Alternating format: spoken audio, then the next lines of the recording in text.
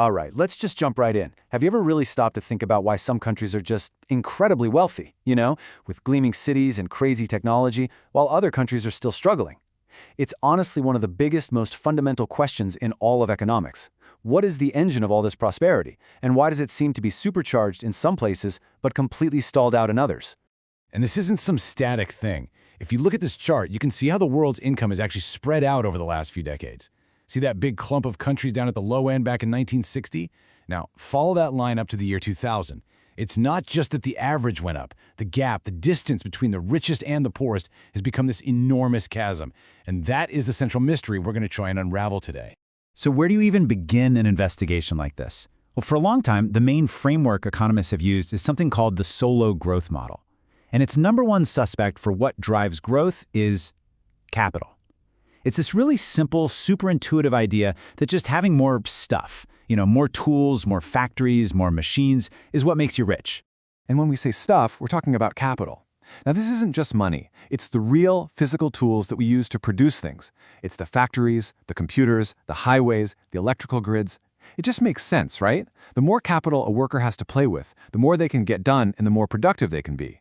And this kicks off what looks like a really powerful feedback loop. So a society saves some of its money, that savings gets turned into investment in new capital, that new capital makes everybody more productive, which raises incomes. And with higher incomes, what can you do? Well, you can save and invest even more. It honestly sounds like a perpetual motion machine for creating wealth.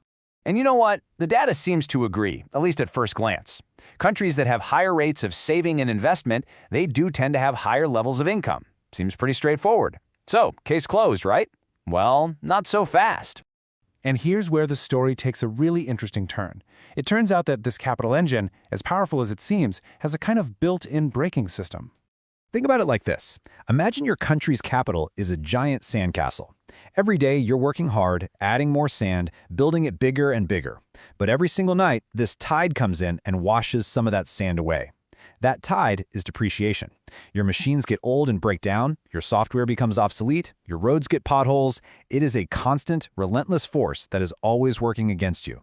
So for a while, as long as the new sand you're adding, your investment, is more than the sand the tide is washing away, depreciation, your sandcastle, your economy, it grows. But here's the catch. The bigger your sandcastle gets, the more sand the tide can wash away each night. Eventually, you hit a point where all the new sand you're adding is just enough to replace what washed away the night before. Your investment equals your depreciation. And at that point, growth stops. Your capital stock isn't getting any bigger. This is what economists call the steady state. And this is a huge deal. If just piling up more and more capital eventually leads to this dead end, then it can't possibly be the thing that explains the centuries of sustained increases in our standard of living. It might explain how a country gets rich, but it doesn't explain how it stays growing year after year. So if it's not capital, what is it?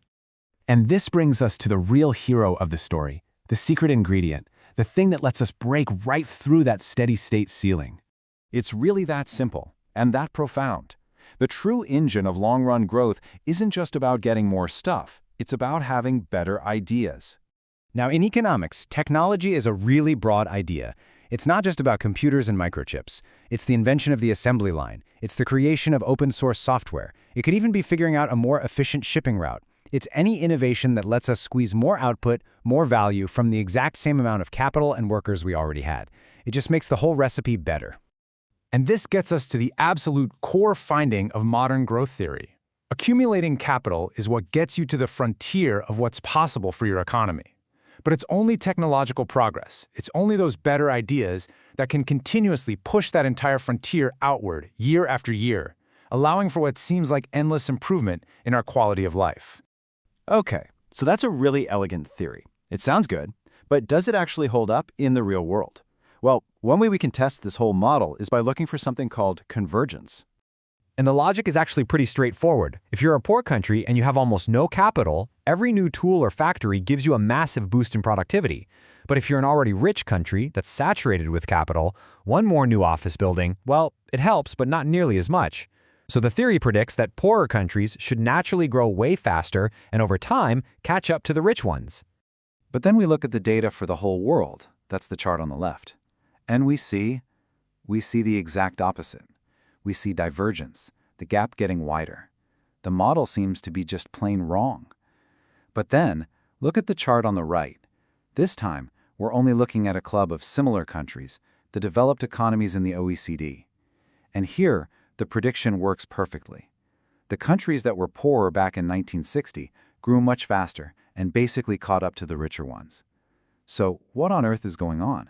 Well, the answer is something called conditional convergence. Remember that little fine print in the prediction, all else being equal?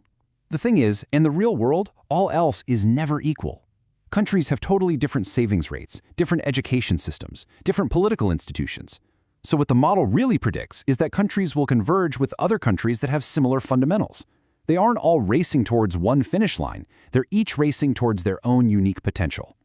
You know, a really good model has to do more than just make sense on paper.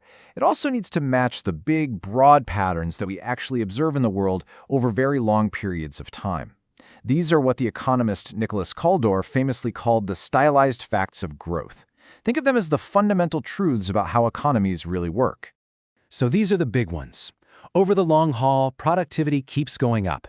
The amount of capital for each worker keeps going up. But, and this is the really interesting part, some key ratios, like how much capital you have relative to your total output and how income is split between workers and the owners of capital, those things stay remarkably stable. Any theory of growth worth its salt has to be able to explain this. And you know what? The Solow model, with technology as its engine, does exactly that. Take a look at this chart.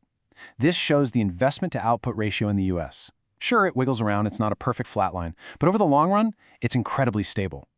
This is exactly what the model predicts for an economy that's on what's called a balanced growth path, where technology, capital, and output are all kind of growing together, in lockstep.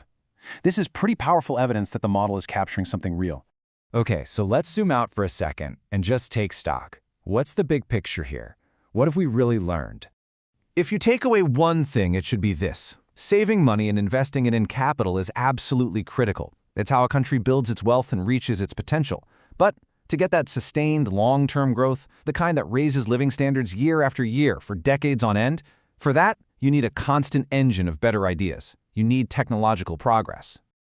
Now, the Solow model does a fantastic job explaining that long, steady, upward-sloping line that is human economic history. But we all know that's not how we experience the economy, right? Our experience is messy. It's full of recessions and recoveries, booms and busts. What about all those short-term wiggles around that long-term trend line?